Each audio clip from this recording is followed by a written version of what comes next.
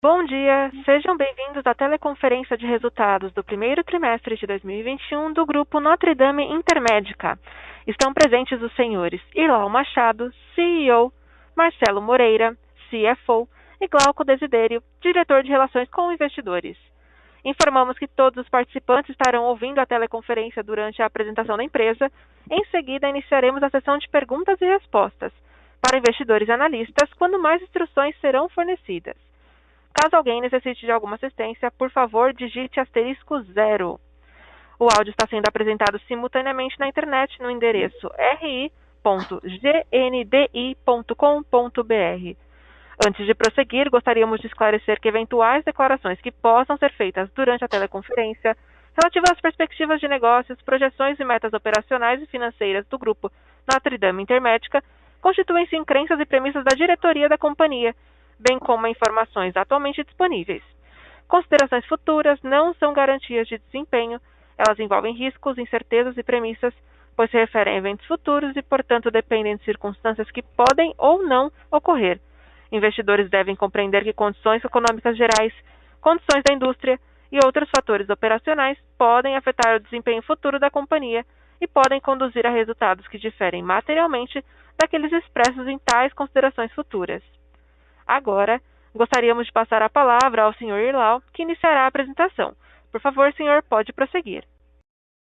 Bom dia a todos, obrigado por estarem presentes no nosso call. Um pouco de cor a respeito dos resultados que vocês tiveram acesso na noite de ontem. Eu gostaria de dizer que foi um trimestre extremamente desafiador para nós, para o mundo. Acho que, em referência ao nosso último call, que foi na reunião de resultados de 2020, eu havia já previsto que dias difíceis estariam à frente da gente. De fato, se confirmou, nós tivemos um trimestre bastante afetado por Covid ainda, com aumento de custos, aumento de internação, uma cepa absolutamente mais agressiva, impactando pessoas mais jovens, pessoas com, vamos dizer assim, uma idade média bem menor e uma média de permanência bem maior em hospitais e assim por diante. Nós vamos entrar em detalhe sobre isso mais à frente.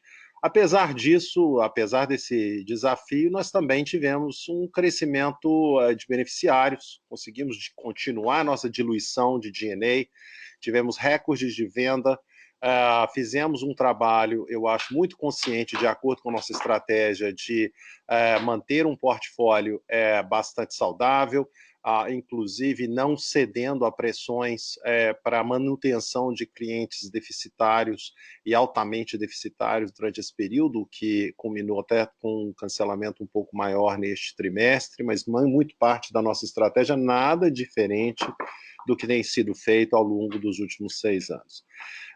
Enfim, vou dar início, então, a alguns números para vocês, que foi o nosso número médio de beneficiários cresceu 9% durante trimestre contra trimestre do ano passado.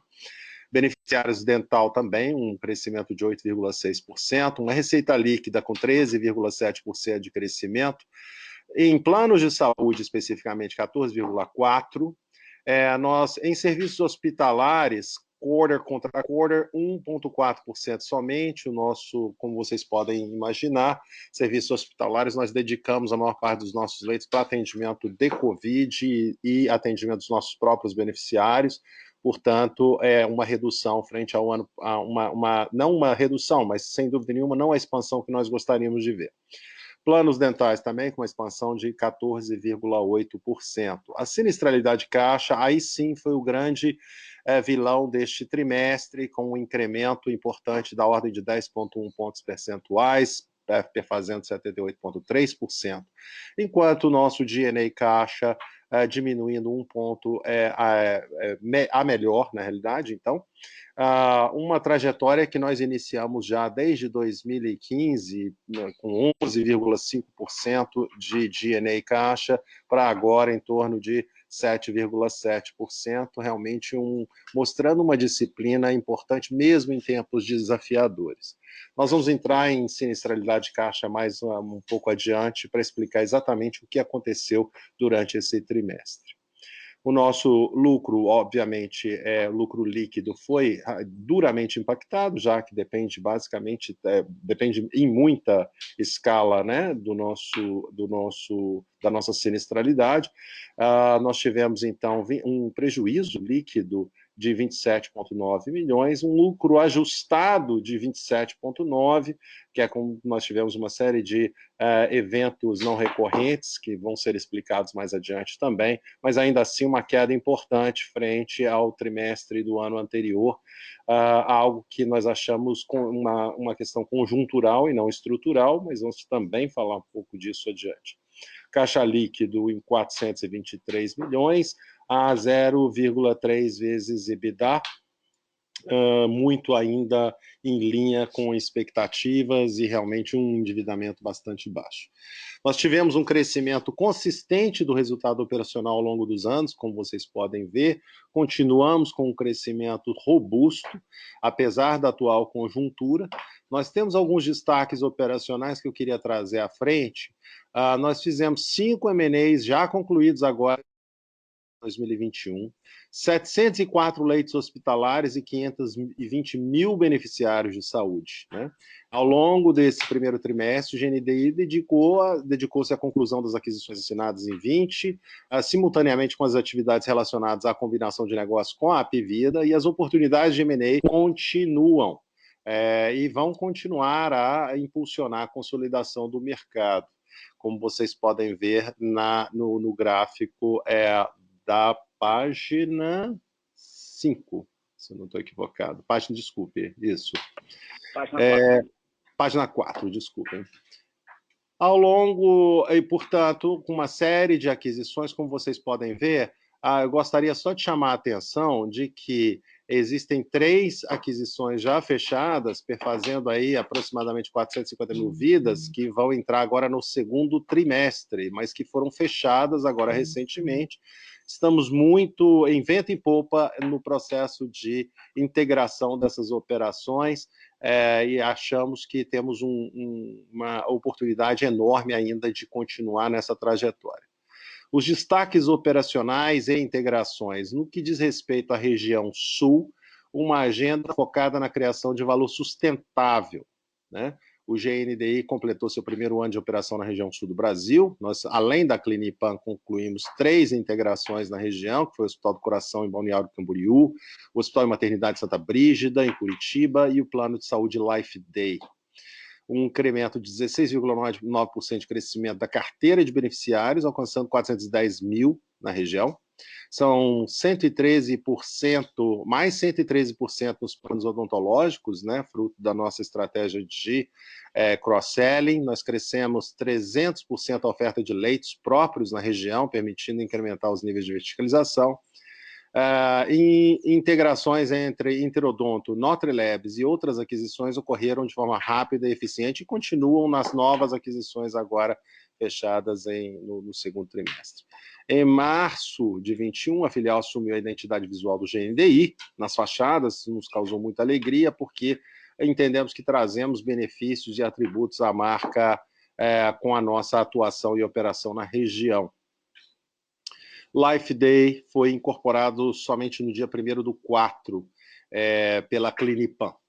O GNDI de Minas Gerais também, em abril 21, concluímos a aquisição do grupo MedSanitas Brasil, o importante pilar de integração da filial de Minas Gerais, a integração das operações do Hospital Santa Mônica, na cidade de Divinópolis e Nova Serrana, são 2 hospitais importantes, já concluída e encontram-se sob a gestão da filial GNDI Minas Gerais.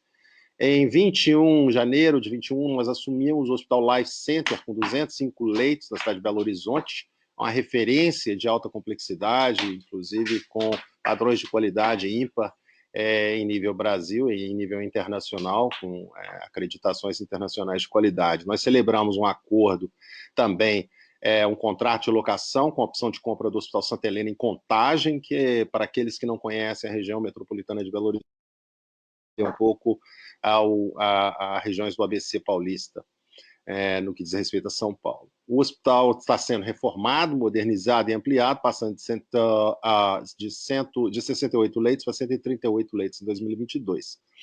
E nós iniciamos a integração e a captura de sinergias da Climep, em Poços de Caldas, em Minas Gerais, com beneficiários, uma estrutura hospitalar de alta qualidade.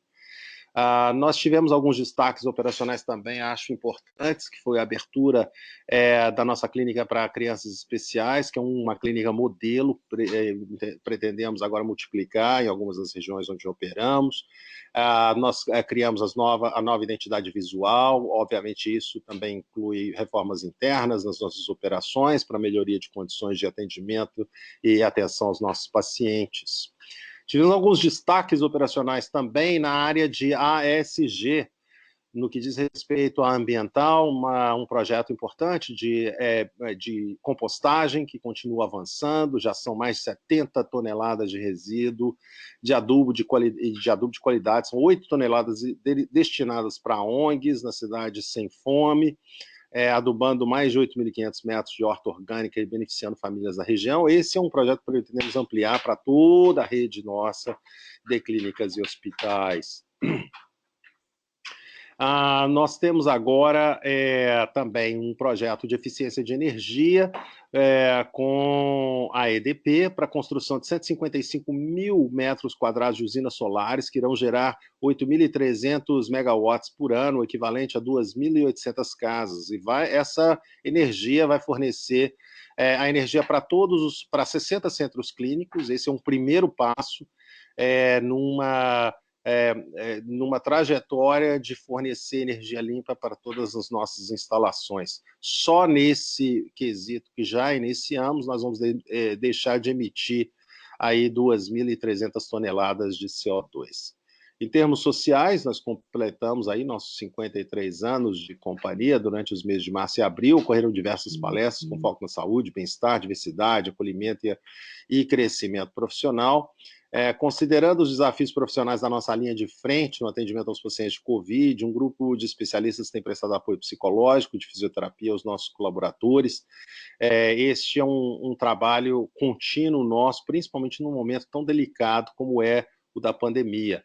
Um apoio às nossas famílias dos colaboradores, apoio aos nossos clientes e pacientes. Esse foi um projeto que evoluiu razoavelmente bem durante o trimestre de 2021.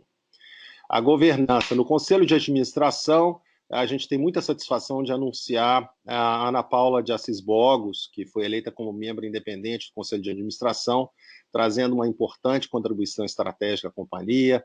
A Ana Paula tem uma trajetória de 25 anos de liderança em empresas renomadas, internacionais, já teve posições de CEO, é uma pessoa com um conhecimento profundo de diversidade, também de consumo, portanto, damos muito boas-vindas à Ana Paula nessa nova etapa da organização. Instituímos um conselho fiscal, pelo segundo ano consecutivo, conselho fiscal do GNDI, com a maioria dos membros indicados pelos acionistas minoritários. Acreditamos que isso é muito positivo do internação. A Lei Geral de Proteção de Dados, o GNDI, DPD, com apoio da CAPEM, conclusão no ano de 21. Um pouco sobre o crescimento nosso consistente do ticket médio. A nossa receita líquida cresceu 13,4% trimestre contra trimestre.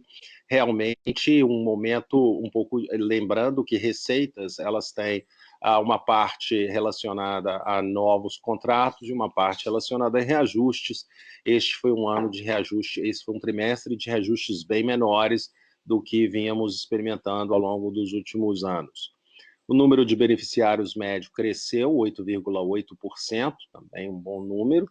Lembrando que 52 mil beneficiários, um crescimento neto orgânico. Isso muitas vezes não reflete o tamanho do sucesso comercial que estamos tendo em gross ads, e eu vou chegar lá um pouco mais quando a gente falar de cancelamentos. E tivemos 254 mil vidas em fusões e aquisições. O beneficiário médio dental crescendo 8,6% no primeiro trimestre, sendo que 217 mil orgânico, né? E o ticket médio nosso crescendo 5%, sendo 7,2% através de reajuste de preços dos contratos e mix de vendas, mas também com um impacto pelo ticket inferior das aquisições realizadas nos últimos 12 meses, e lembrando que fizemos várias, né? Planos odontológicos, 5,7%, resultado da estratégia de cross-selling. Serviços hospitalares, nós tivemos aí 1,4% somente de crescimento, lembrando que isso foi fruto muito bem pensada. Nós tivemos também 66 milhões oriundos de hospitais adquiridos nos últimos 12 meses, o Hospital do Coração, Santa Mônica, Santa Brígida, Climep e Life Center, e a receita dos mesmos hospitais reduziu em 34,2%, porque nós direcionamos a esses hospitais pacientes de Covid, oriundos da nossa própria rede, dos nossos beneficiários, e era a nossa intenção, de fato, reduzirmos cirurgias eletivas não críticas, com o objetivo de oferecer os insumos necessários para a intubação de pacientes e os leitos necessários de UTI para uma população que de fato necessitava. Em termos de crescimento, nesse cenário, vimos um crescimento balanceado. Temos M&As concluídos da ordem de 440 mil vidas, como eu mencionei, que ainda não fazem parte do nosso grupo. Dando um pouco da evolução do número de beneficiários no primeiro trimestre, a gente observa o seguinte: através de M&As, 33 mil, vendas orgânicas, 180 mil. Esse é um número recorde, é recorde sobre recorde ao longo dos últimos vários meses. Eu diria, ao longo dos últimos 6 ou 7 meses, nós tivemos recorde sobre recorde de vendas novas orgânicas. E tivemos também um benefício que nos dá um pouco de alento, inclusive, que é uma diminuição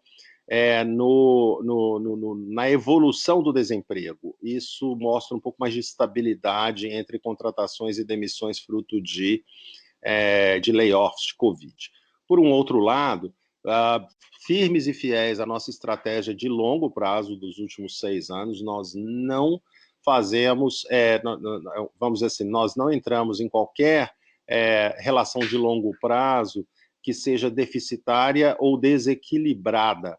Isso foi o caso em 2 contratos em particular, não vale mencionar, mas que afetaram o nosso volume de cancelamentos no corporativo. Nossas vidas em PME continuam sendo reflexo do tamanho de um churn normal e natural frente ao tamanho da nossa carteira. Hoje somos provavelmente uma das organizações que mais vendem planos de pequenas e médias empresas do país. Temos uma carteira realmente muito relevante, quase 1 milhão, e isso tem um churn natural. Onde houve um impacto mesmo de fato foi em número de beneficiários corporativos, fruto da nossa estratégia de manter sempre um portfólio equilibrado. Nós não nos movemos da tese de que as relações têm que ser de longo prazo e equilibradas. Esse é um mercado com margens finas que não permitem, vamos dizer assim, um contínuo processo de prejuízo em qualquer contrato. Portanto, somos bastante fiéis a esse conceito de limpeza de carteira. Porém, estamos aí agora com 4.282.000 vidas, se eu não me engano, de acordo com as últimas informações que eu obtive, talvez a número 1 do país. Continuamos crescendo e ainda temos muito mais por vir, não só em M&A, mas também de crescimento orgânico. A evolução do ticket médio, vemos aí uma evolução da ordem de... saímos de 223 para 234, um incremento de 5%, e já falamos sobre esses números no slide anterior. Sinistralidade caixa, o grande vilão do mês, do trimestre. Nós tivemos aqui, durante o primeiro trimestre de 21, vários estados brasileiros observaram o ressurgimento da infecção por Covid, como vocês bem sabem, é notório, que foi a famosa segunda onda. Essa segunda onda atingindo um pico de internação no final de março de 21. Hoje eu posso relatar que houve, de fato, já uma diminuição contundente nos números, porém, ainda estamos num patamar atípico de internações dentro dos hospitais. Esta nova onda de tratamentos COVID aconteceu em paralelo aos procedimentos regulares de rotina, muito poucos municípios impondo uma suspensão obrigatória de procedimentos eletivos. Concomitantemente com este momento, vimos um ressurgimento, ou vamos dizer assim, novas cirurgias do passado, eletivas, mais as novas eletivas, mais as cirurgias normais do período, e isso houve um encavalamento de volume dentro dos nossos hospitais. GNDI abriu 1.000 leitos, um objetivo que ficou claro para a gente desde o início dessa nossa crise, é que nós faríamos todo o possível e o impossível para acomodar e acolher os nossos pacientes dentro das nossas instalações, dentro da nossa estrutura, e para isso fizemos um esforço hercúleo para abrir 1.000 leitos hospitalares, né, durante esse período. Houve um aumento, sim, de 10,1% da sinistralidade caixa, e deu-se principalmente por 9,1%, ou seja, 264 milhões para tratamento de pacientes Covid unicamente, tanto na rede própria quanto na rede credenciada. Houve uma queda na margem devido à redução na receita de serviços hospitalares para outros planos de saúde. E embora os KPIs para internações hospitalares e consultas ambulatoriais tenham aumentado 3,3 pontos percentuais e 6,7 pontos percentuais no primeiro trimestre, quando comparados ao primeiro trimestre de 2020, o grau de verticalização também diminuiu um pouco devido principalmente aos tickets mais elevados sofridos por parte da rede contratada em hospitais credenciados, com uma frequência anormal de exames no período. Uma sinistralidade caixa odontológica diminuiu de 27,1% para 21,8% no primeiro trimestre, refletindo a redução no uso dos serviços odontológicos durante a pandemia. Eu gostaria de passar a palavra aqui para o Marcelo Marques, nosso CFO, para falar um pouco sobre G&A e demais assuntos relacionados aos nossos resultados. Ok, Irlau, bom dia a todos. Então, eu pego aqui a partir desse slide número 11, onde a gente analisa o nosso G&A caixa. Como vocês podem ver, no trimestre ele atingiu 7,7% da receita líquida, né? Em linha com o quarter anterior, né? E demonstrando aí todo o esforço e estratégia que a gente vem buscando já ao longo de sucessivos anos de diluição do G&A. Para aqueles que nos acompanham até há mais tempo, vão se lembrar que em 2016, 2017, esse G&A já chegou a ser superior a 10%, né? Atingindo até 11%. A gente fez um esforço grande de diluição e nós estamos agora numa nova fase aí, à medida que os grandes M&As que a gente adquiriu em 2019 e 2020, eles foram integrados, então nós estamos aí nesse patamar agora de 7,7, graças aí aos ganhos de escala, né? Quando a gente abre a composição do G&A caixa na tabela, a gente pode ver que acho que a gente teve uma sucessivas boas notícias, começando pela linha de pessoal, que conseguimos diluir de 4,1 para 3,9, ou seja, com um aumento inferior ao que foi o crescimento do nosso negócio ao longo desses últimos 12 meses. A mesma coisa com serviços de terceiros, que se manteve em termos nominais andando de lado, em 51 milhões, diluindo, portanto, também 0,2. Ocupação e utilidades, alguns M&As recentes e o IGPM mais forte acabaram impactando pontualmente essa linha, que acabou, então, do ponto de vista de como percentagem da receita andando de lado. O PDD é, de fato, uma excelente notícia, né? Como vocês podem ver, ele ficou absolutamente estável em 22 milhões, né? O mesmo número do ano passado. Eu gostaria de ressaltar esse número porque ele mostra, né, que realmente do ponto de vista do impacto na economia, a gente entende que o pior já passou, as pessoas conscientes, né, da importância do seu plano de saúde, né, lembrando que neste ano nós estamos cobrando não apenas, né, os valores já carregando o reajuste, mas o reajuste que foi congelado no ano passado e que estamos cobrando em 12 parcelas esse ano, né? Não obstante isso, a gente vê um comportamento muito bom na linha da provisão para devedores duvidosos, né? Por fim, ali na linha de contingências e taxas, tivemos 16,8 milhões de contingências recorrentes, tá? É um aumento comparado ao mesmo trimestre do ano anterior, mas eu acho que esse aumento ele é muito mais fruto de uma base baixa que tivemos no primeiro trimestre de 20, sendo que esses 16, 17 milhões é algo aí que a gente entende como próximo do que é o nível recorrente de gastos que temos, né? Já nas despesas comerciais, né, ao longo dos últimos 3 anos, né, fizemos muitas vendas, alcançamos, né, a posição número 1 no país de operador em termos de membros de saúde, mas apesar de tudo isso, nossas comerciais só aumentaram 0,3% em 3 anos, né? Então, atingindo aí em 2020 5,2% e nesse trimestre, excepcionalmente 5,5%, fruto deste perfil de vendas PME muito mais forte, né? E da redução de algumas outras despesas, de algumas outras receitas, como serviços hospitalares, que como vem associado com uma comissão zero, ele normalmente tende a diluir. Não houve isso nesse quarter, mas a gente entende que o nível mais recorrente nosso está mais próximo de 5,3 do que 5,5. No slide 12, então, a gente resume nosso EBITDA. 189 milhões foi o nosso EBITDA ajustado, né, representando aí uma margem de 6,5%. É uma margem para padrões locais e até internacionais, até acima da indústria, porém, representa uma queda relevante versus o primeiro trimestre de 2020. Né? Aí, com relação a isso, acho que os pontos principais já foram destacados, né? Que realmente, se vocês podem olhar lá no final da página, o impacto da segunda onda do Covid em nossas operações, que ele refletiu basicamente em 3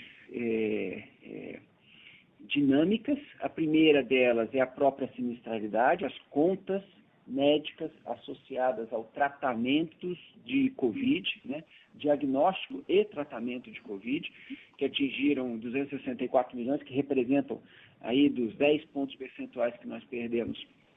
No EMALAR, 9% única e exclusivamente tratamentos Covid, né?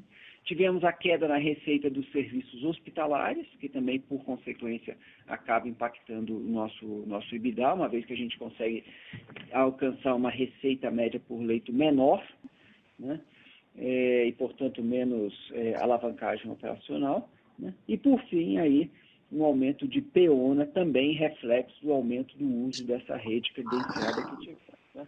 Mas eu quero ressaltar aqui, como o Naldo falou, essa disciplina rigorosa que a gente teve com a nossa agenda estratégica e que, então, a parte do Covid, né, todas as nossas principais bandeiras de crescimento orgânico, crescimento de M&A, reforma, melhoria e expansão da nossa rede própria, diminuição de G&A, nós continuamos bastante disciplinados e focados na organização como um todo em continuar essa estratégia de longo prazo, porque temos aí uma confiança muito grande no resultado deste modelo, né?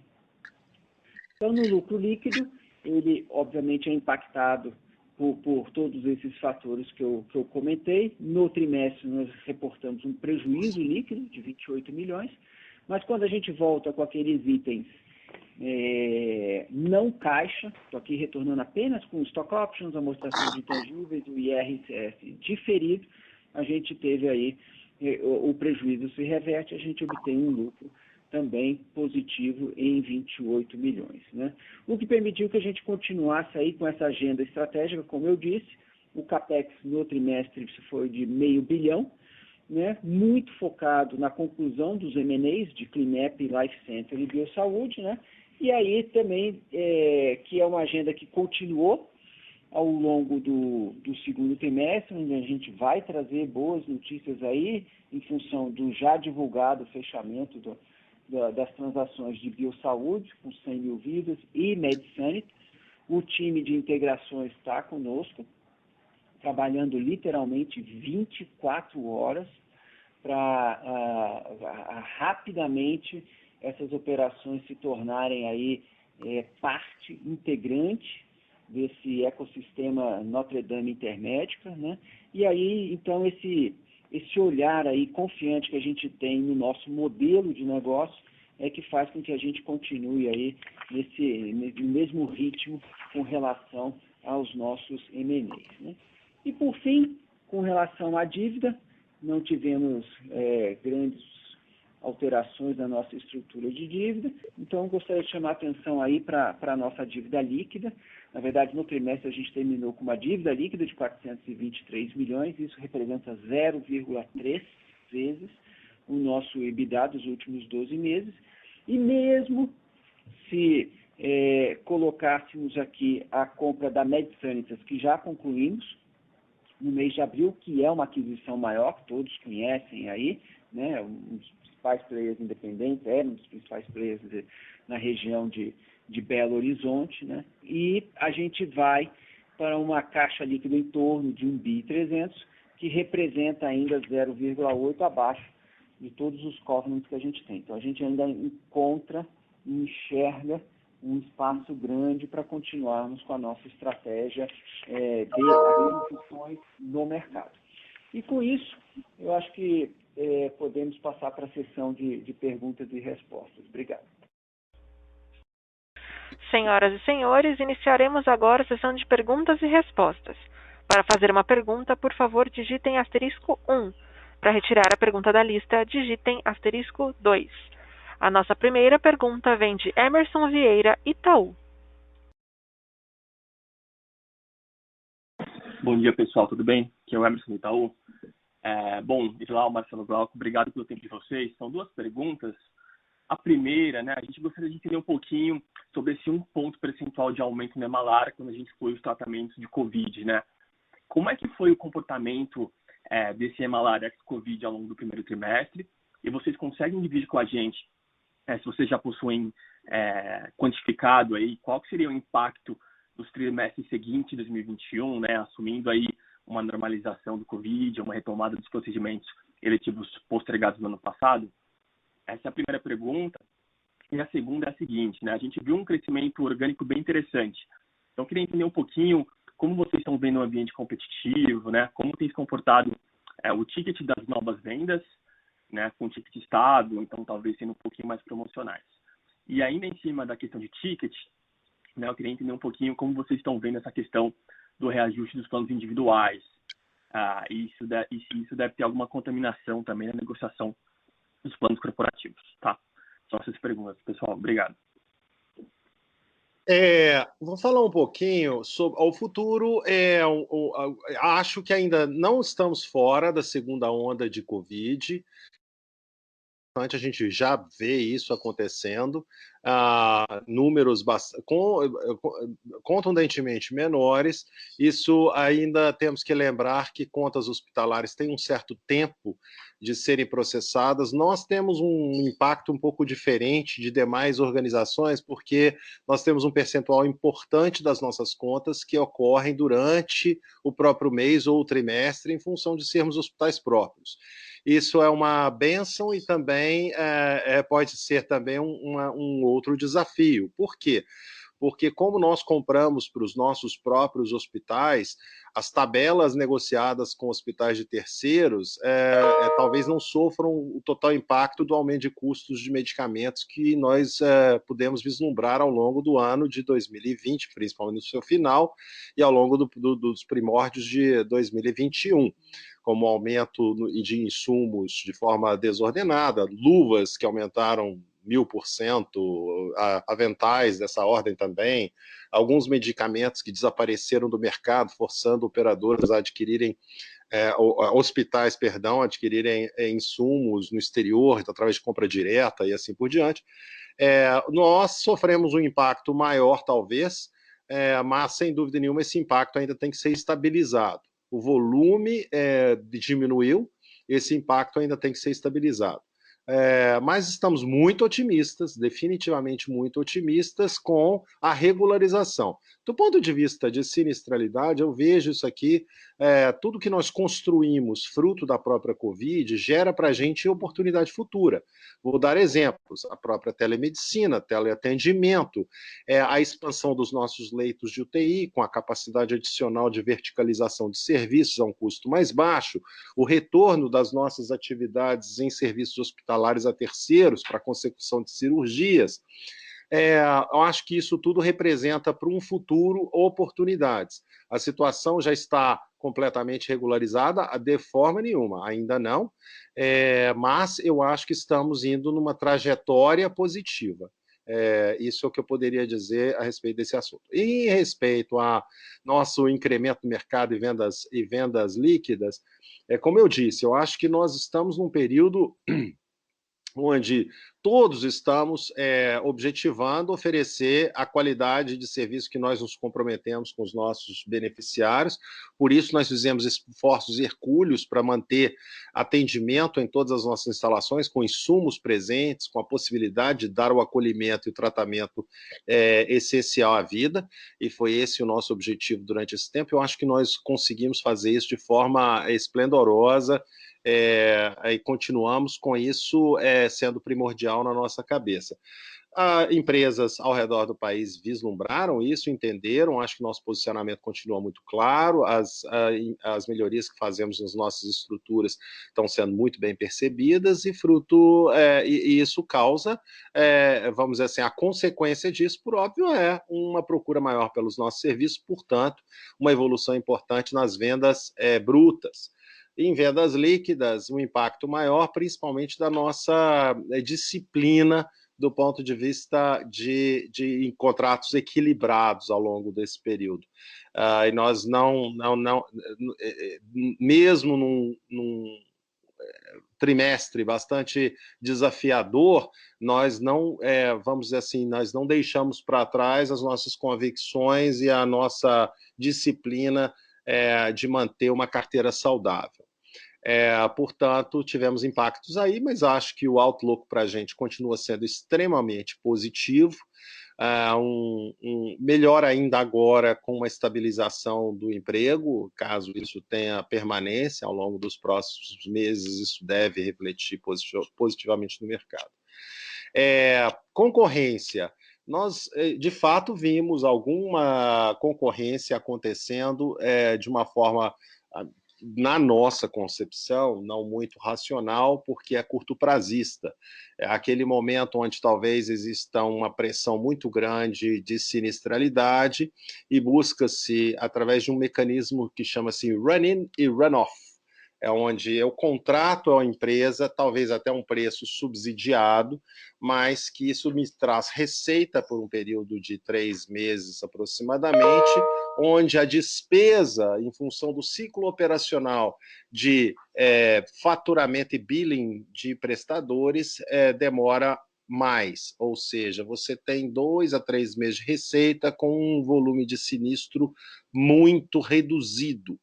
O contrário acontece para aqueles que são bastante disciplinados e dizem, não, nós não vamos dar continuidade a um contrato celebrado e que, na realidade, não está deficitário. Isso causa, na saída de um contrato, uma sinistralidade maior, porque você perde a receita e você continuamente consegue, pelos próximos 2 meses, ainda receber contas hospitalares, é o sinistro de runoff.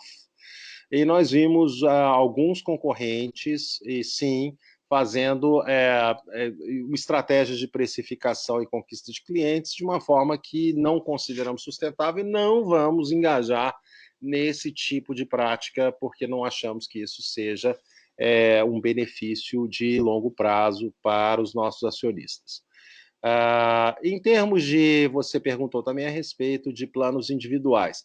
É fato, o reajuste anual, ele é um cálculo feito sobre os gastos do ano anterior, e o objetivo dele é recompor os custos do ano anterior da forma que eles performaram. Lembrando a todos que no segundo trimestre de 2020, houve uma suspensão de cirurgias eletivas de forma bastante abrupta, grande, e que refletiu em números de sinistralidade no segundo trimestre. Esses volumes tiveram uma retomada importante ao longo do ano de 2020, no terceiro e quarto trimestre, atingindo normalidade quase no quarto trimestre, e que isso, então, vai se refletir em reajustes bem menores.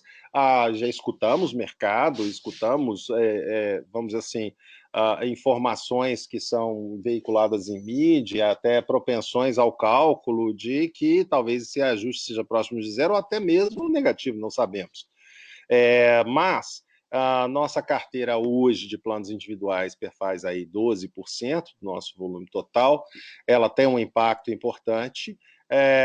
Acho que um reajuste menor dessa natureza pode vir a trazer, principalmente para players de menor escala no mercado, dificuldades muito importantes, porque como ele reflete o passado e não reflete o presente, que é um presente muito mais ácido do que vimos lá no segundo trimestre de 2020, e talvez nos anos anteriores, em função de uma pandemia, ou seja, uma crise mundial de saúde, obviamente você tem impacto, você vai ter empresas menores, com menos escala, sendo impactadas de forma dramática ao longo do ano de 2021,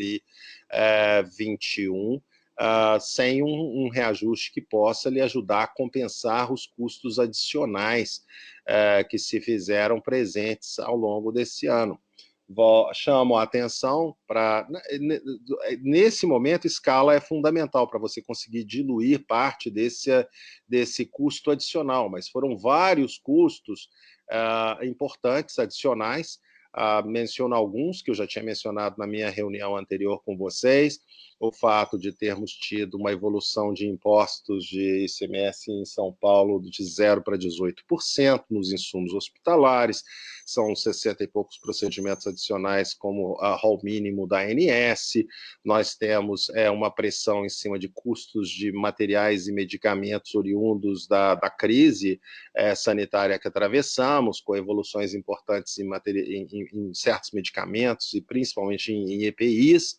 Isso tudo tem um impacto e que não está sendo necessariamente recomposto agora, e que empresas, então, ao longo desse próximo ano, vão ter que lidar com este aumento de custo. Nós acreditamos particularmente que estamos razoavelmente bem preparados para isso, em função primordialmente da nossa escala e do fato de que temos uma rede própria ampla, bastante capaz de absorver a maior parte do volume externo através da verticalização, diminuindo assim o custo no geral, para tentar buscar um equilíbrio frente a essa evolução de custos. Mas, mais uma vez, temos uma rede, temos um volume ainda bastante tímido de planos individuais, da ordem de 12%. Não sei se eu respondi a todas as perguntas, convido o Marcelo para contribuir. Eu queria só fazer reforçar um ponto aqui que eu acho muito importante, Emerson. Quando você falou, né, excluindo o Covid direto, né, os gastos que foram com Covid direto, eu estou vendo aqui um aumento de 1 ponto percentual, e de onde vem isso, né? Além do efeito estatístico da redução do Hospital Services, eu queria chamar a atenção, acho que no ponto nevrálgico do nosso modelo de negócio, né? Você não estrutura uma rede própria para receber um pico como a gente teve, como esse de Covid, que já passou, né? Como a gente falou, foi lá no final de março, e desde então ele vem caindo dia após dia, né? E aí, para um player verticalizado, o que acontece, né? Quando esse movimento ele sai da rede própria e vai para a rede contratada, o mesmo procedimento, para nós, passa a custar 3 vezes, 4 vezes mais.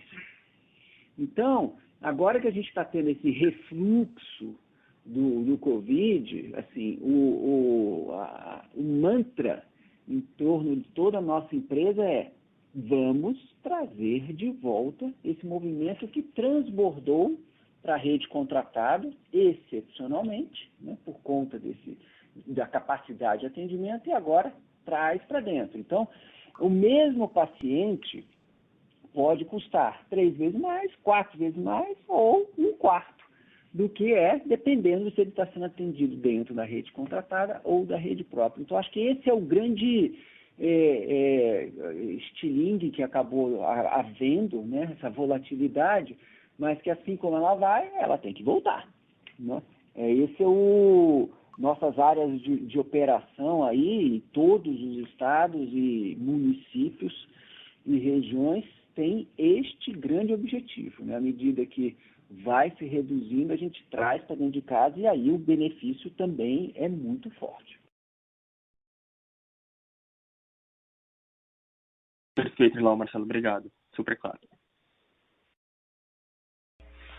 A nossa próxima pergunta vem de Vinícius Ribeiro, UBS.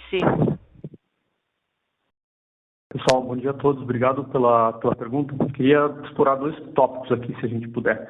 Então, o primeiro deles seria se vocês pudessem dar para a gente uma ajuda para conciliar os 270 milhões de impacto, fazendo um breakdown entre aquilo que foi rede própria e rede credenciada, né? E até associado um pouco ao comentário do Marcelo sobre a verticalização, que pudesse ajudar a gente a entender, né? Porque a gente partiu de 80% de ocupação no quarto TRI, aí teve uma abertura de leitos, uma redução de verticalização. Então, só se a gente pudesse pensar nessas variáveis, como que elas impactaram o primeiro TRI e como que elas como é que elas estão se comportando agora para o segundo TRI e mais para frente. E a segunda pergunta, um pouco mais estrutural, como que a gente deveria pensar na combinação de crescimento orgânico, ticket e sinistralidade de vocês para frente, né? Então, além da racionalidade de preços que vocês já mencionam faz acho que uns 2 trimestres, a gente tem visto players lançando uma série de produtos com pricing points mais próximos aos PPOs de vocês. Então, assim, seria razoável a gente esperar que vocês desçam mais ainda na pirâmide, do seu ponto de vista de pricing points, dados os incentivos que vocês têm de vender produtos mais verticalizados que são mais baratos, ou vocês acham que esse movimento de produtos mais baratos é um movimento também passageiro, assim como a questão de racionalidade por parte de alguns players? Seria isso. Muito obrigado, pessoal. Eu gostaria de responder a segunda pergunta, eu vou liberar a primeira para o Marcelo, sempre jogando o balde quente para ele. Mas a segunda pergunta é a respeito de pricing point e competitividade. Olha, eu vejo da seguinte forma, nós fizemos uma série de aquisições em locais onde nós agora passamos a crescer, a dinamizar o nosso crescimento orgânico. Nós vemos oportunidades de verticalização em uma série de áreas, como nós fizemos no ano passado e retrasado, com o lançamento de produtos subregionais, que tivemos a oportunidade de ainda reduzir mais o preço de entrada para novos beneficiários. Lembrando, nossa equação não se encerra em preço, ela também tem um componente importantíssimo de volume, e nós achamos que estamos no mercado correto, que é aquele de novos entrantes, que é a classe média e emergente. E eu acho que nós estamos fazendo o nosso papel de trazer para dentro, reduzir custo, fazer um serviço de medicina preventiva mais acurado, para que a gente possa melhor oferecer preços atraentes para o mercado. Então, eu acho que a gente tem possibilidade, sim, de fazer isso, não necessariamente numa questão competitiva, e sim numa questão operacional. Se pudermos fazer isso de forma dinâmica, vamos incrementar o mercado de saúde no país, e isso para a gente é também um objetivo. Entrantes no mercado, nós não sentimos qualquer tipo de desafio nesse sentido, é a única coisa que eu posso dizer. Poucos entrantes, aos que entraram com performances, por mais que sejam percentualmente importantes, 1 mais 1 são 2, então dá 100% de incremento, mas os volumes são muito pequenos ainda para qualquer tipo de afetação em termos de competitividade do nosso setor, sendo que eu ainda questiono muito estratégias que não vislumbram a contenção de custo em si. O preço ele tem que ser um reflexo do custo para que exista margem. Se ela não existe, ela é temporária, ela é não sustentável. Então, o custo tem que ser muito bem trabalhado no país. Eu ainda não vi isso sendo feito de forma muito eficiente por parte de vários entrantes nesse nosso mercado.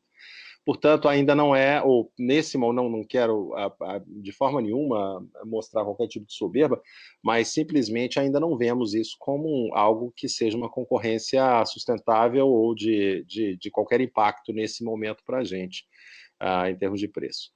Agora, na questão de divisão entre rede própria e rede credenciada, eu não tenho os números aqui, talvez Marcelo tenha, mas, de fato, nós sentimos uma evolução de custos, tanto na rede credenciada quanto na rede própria, até porque nós fizemos questão de abrir a nossa rede própria com um incremento importante de leitos para a Covid. Então, houve um volume muito representativo de sinistralidade adicional dentro da rede própria, fruto da expansão de leitos. São 1.000 leitos, senhoras e senhores, não é coisa pouca, não. São, vamos dizer assim, no número vamos juntar o Einstein, Sírio e algum outro hospital em número de leitos. Dá mais ou menos isso aí.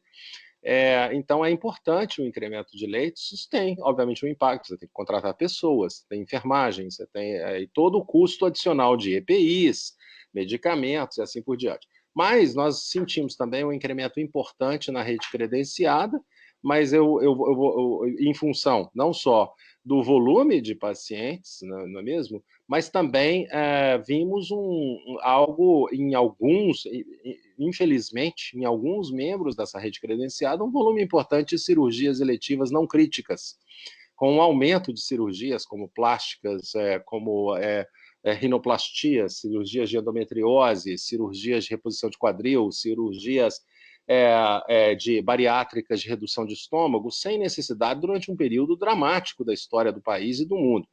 Com esses, nós estamos agora discutindo novos formatos de parceria, porque realmente não seria adequado que isso tivesse continuidade.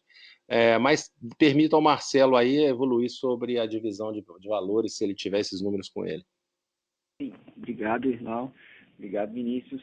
Eu queria, além do número em si, né, trazer aí algumas vivências que a gente acabou experimentando por conta agora de estarmos até operando em várias localidades, né? A gente sabe que o Covid acertou muito forte São Paulo, acertou muito forte, né, o sul do país, né?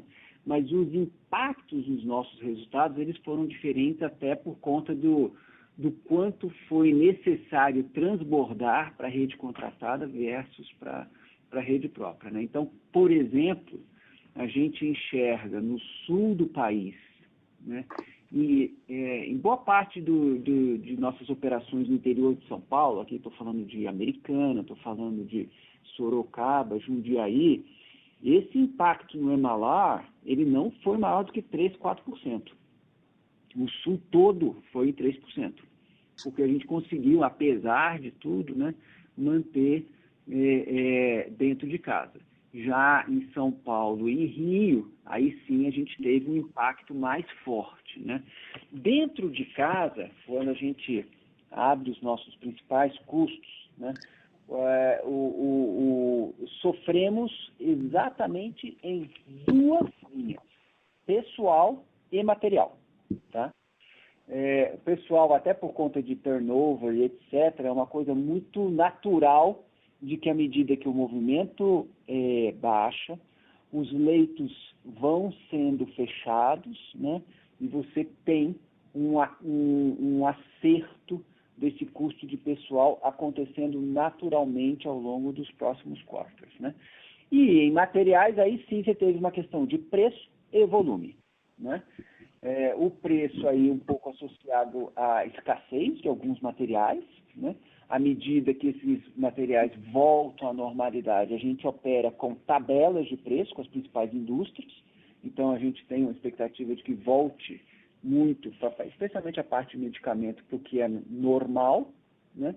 E na parte de materiais, aí vai depender muito do Covid no mundo, né? Porque são materiais que dependem de borracha, de suprimento global, como máscaras, etc., de que um outbreak em algum outro país, né, grande, pode manter aí a pressão de custo ainda por um tempo um pouco mais longo. Mas a gente já está vendo esses ajustes acontecendo aí no dia a dia, né? Então, dentro dos 264, olhando aqui os números, não mais do que 60 milhões foi na rede própria e 200 milhões na rede contratada, aí separada entre internações e exames. Perfeito, Irlau. Marcelo, obrigado pela resposta e pelos números. A nossa próxima pergunta vem de Gustavo Tisseu, Bradesco. Bom dia, Irlau. Bom dia, Marcelo. Tudo jóia? Acho que são duas perguntas aqui do nosso lado. São relacionadas principalmente aos contratos cancelados. Se pudessem dar uma visibilidade um pouco para a gente de como que está abril, como que está começo de maio, se deu uma maneirada, se está um pouco mais contido. E aí, focando um pouco nos contratos que você comentou, que alguns estavam tendendo a ter baixa lucratividade ou já não estavam tendo mais lucratividade. São 12 horas. Entender um pouquinho. Alô? Pode continuar. Desculpa, pessoal. Mas então, a gente queria um pouquinho mais de cor, se esses contratos vieram de M&A e tinham alguma dificuldade, ou se são que havia já uma dificuldade de repassar preço e por isso eles chegaram nessa situação. É só para a gente tentar entender mais ou menos como funciona o life cycle desses contratos. Muito obrigado, pessoal. Olha, em ambos casos a gente vê isso acontecendo, tanto em alguns contratos adquiridos, né, através de M&As, que nós tivemos de realmente adequar à realidade, mas tivemos dois contratos um pouco maiores que já tinham uma tendência de desequilíbrio e que nós não conseguimos chegar a um acordo em termos de equilíbrio desses contratos. Agora, isso é algo recorrente, nós já fizemos isso, nós já tivemos essa pergunta aqui algumas vezes na nossa história, ao longo dos últimos vários anos, principalmente aqueles depois, né, da listagem da empresa na Bolsa, mas antes disso já acontecia de forma corriqueira. Nós somos muito disciplinados nisso, porque a gente não acredita que levar um contrato por mais um ano de forma desequilibrada vai oferecer uma chance lá na frente de equilibrar este contrato, a não ser que a gente faça alterações radicais em termos de produto. Temos oferecido isso e tem sido muito bem aceito, em várias ocasiões, por vezes tão pouco, não tanto. Isso ocasiona por vezes, um cancelamento maior. Não vemos nada de atípico durante eu não posso falar pelo mês de maio, que ainda não terminou, mas o mês de abril eu acho que já foi bastante mais ou menos impactante, e a gente vê com bons olhos o futuro. É isso que eu poderia dizer. Perfeito, só não ficou claro. Ia dar uma ajuda na visibilidade. Muito obrigado. A nossa próxima pergunta vem de Maurício Cepeda, Credit Suisse. Olá, Marcelo, bom dia, obrigado pelo espaço. Algumas perguntas aqui. Teve um tema que estou logo no começo do call sobre a represamento de demanda. E justamente essa foi uma das coisas que ocorreu ontem analisando os números, né? O quanto que... Desculpa, não está muito claro o que você está falando. Eu não sei se você pode chegar mais próximo do microfone. Eu tirei o fone aqui, tá melhor? Está melhor. Melhorou. Perfeito. Então, um pouco sobre represamento de demanda, né? Que foi explicado no começo do call. A gente ficou, inclusive, pensando nisso quando viu os resultados. O quanto de Q1 já foi backlog dos Qs anteriores, e se você tem uma visão de backlog do futuro das troças eletivas, né, dadas esses vai e vem do direitos de ações e tudo mais. Então, essa é a primeira questão. A segunda é um sentido mais técnico. A gente viu que o foco de caixa na hora do resultado, mas tem um aumento na contingência no em geral. Desculpa, a segunda parte da sua pergunta eu pelo menos não consegui escutar. A primeira sim é a respeito de backlog. A segunda, você poderia repetir? Provisão para contingências no G&A, que foi um pouco maior. O que poderia ser a natureza disso, né? E a terceira, com respeito à regulação de preço, eu sei que é um assunto politicamente um pouco conturbado, né? O que vocês estão vendo aí de possibilidades do ajuste de preço esse ano, de eventuais interferências no rito regulatório normal da ANS? Muito obrigado. A segunda parte, eu acho que a gente respondeu um pouco a respeito de essa terceira pergunta. Nós estamos ainda aguardando, do ponto de vista de regulador, o que será a realidade para o ano. Isso vai ter um impacto sobre planos individuais. Mais uma vez, nosso volume de planos individuais perfaz aqui em torno de 12% da nossa carteira, deve ser muito próximo de zero ou até negativo, não sabemos, a gente pode especular ainda até termos uma resposta. Eu discorri um pouco a respeito disso e como que funciona o reajuste em si do plano individual, que ele pode ser para a gente uma dificuldade, mas muito moderada, como também para várias empresas pode ser uma dificuldade muito grande, não é o nosso caso. E isso, para nós, em várias das regiões onde nós operamos, significa que alguns prestadores estarão bastante estressados, né? Alguns concorrentes, na realidade. A primeira pergunta, desculpa, é porque realmente falhou bastante seu microfone, viu? Backlog de cirurgias, como é que vai se comportar? Backlog está muito apropriado, assim, nós já conseguimos, da primeira onda, isso aí já foi tudo solucionado. O que nós tivemos agora, nessa segunda onda, algumas cidades no interior tiveram restrições de cirurgias eletivas, e nós mesmos impusemos, vamos dizer assim, uma força maior, não por uma questão de redução de custo ou qualquer coisa dessa natureza, e sim pela disponibilidade, principalmente de anestésicos e relaxadores musculares, etc., para a condução de intubação de pacientes. Não fazia sentido ficar, vamos dizer assim, montando schedules importantes para a cirurgia de redução de estômago frente a um paciente na porta do hospital, aguardando internação e intubação por um caso de Covid. Mas dentro dessa sistemática, o volume continuou sendo quase que normal, com algumas extensões de prazo, eu não vejo um backlog muito grande. Existe um backlog, mas definitivamente não importante nesse momento. Então, por fim, só comentando a respeito da provisão de contingências, Maurício, que você perguntou, né? Sim, tivemos um valor neste trimestre relacionado ao recolhimento de um imposto da Green Line.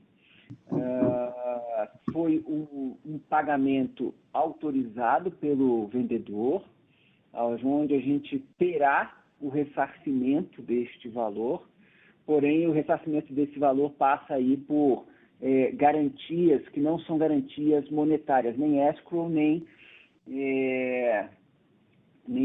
parcela retida. E, portanto, de acordo com o IFRS, a gente só poderá reconhecer o crédito que teremos, né, a contrapartida e a indenização do vendedor no momento que ele acontecer.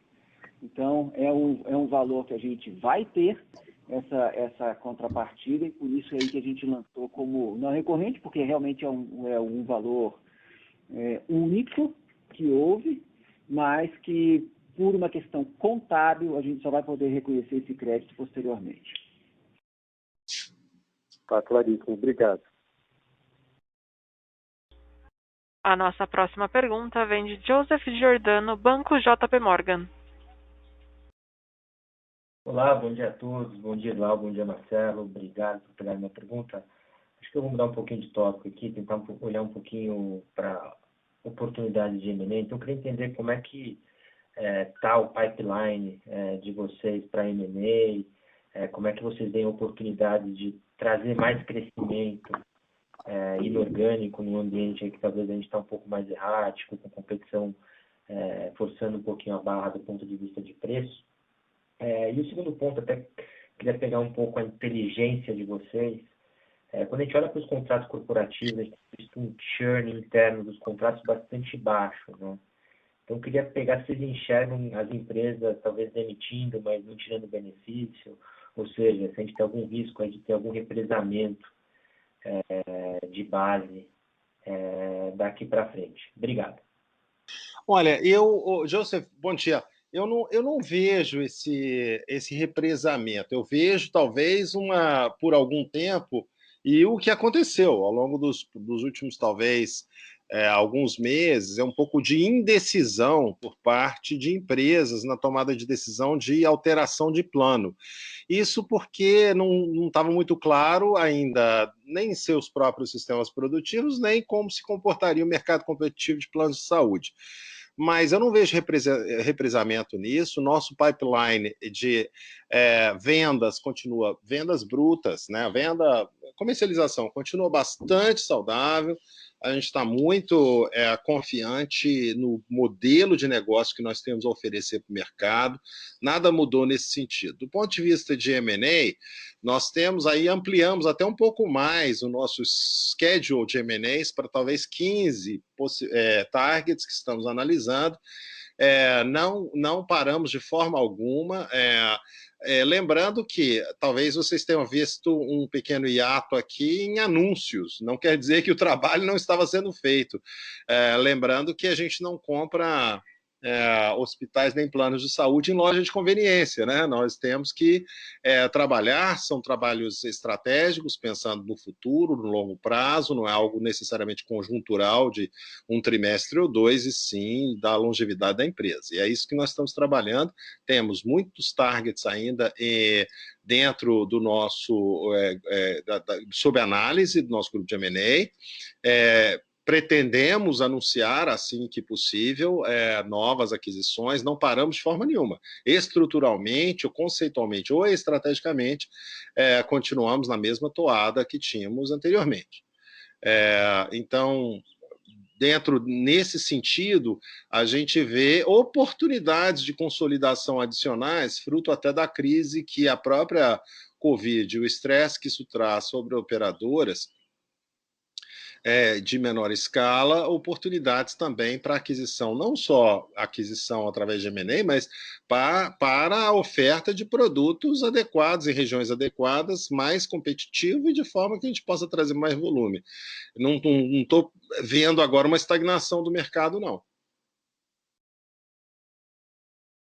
Perfeito, obrigado, Irlau.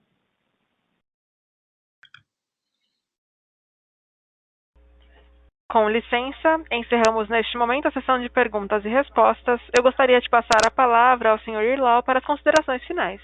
Por favor, pode prosseguir. Obrigado. Eu queria dar um tom de...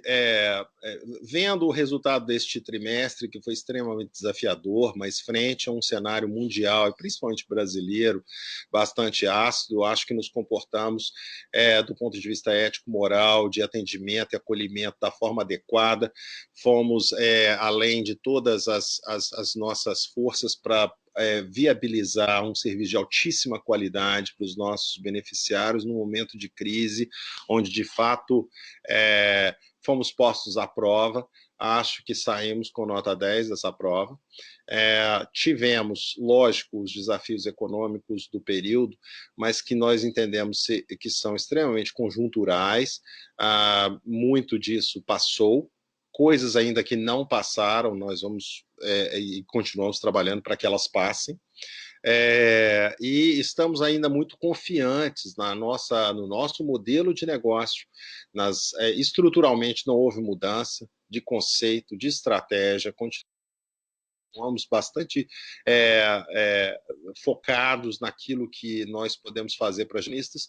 Sofremos, como todos, um momento bastante difícil, algumas diferenças frente a outros concorrentes, mas por motivos diferentes, sejam eles relacionados ao tipo de público que nós atendemos, vou dar um exemplo, o nosso público na GNDI, nós somos um reflexo do Brasil.